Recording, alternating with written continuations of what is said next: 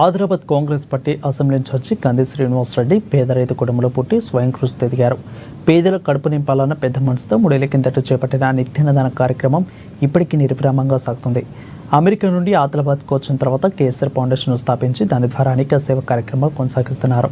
పట్టణంలోని కంది శ్రీనివాసరెడ్డి క్యాంపు కార్యాలయంలో ప్రజాసేవా భవన్లో ప్రతిరోజు ఎంతోమంది ఆకలి తీర్చుతూ వారు నిత్యాన్నదాతగా ప్రశంసలు అందుకుంటున్నారు.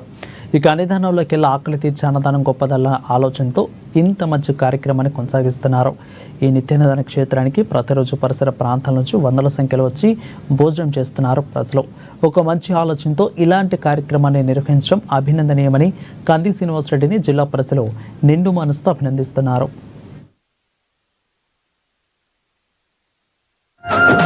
పోరాటానికి పొలికే కై పిడికిలి ఎత్తినవు, పేదల బ్రతుకుల మార్చుటకై పయనం గట్టినవు.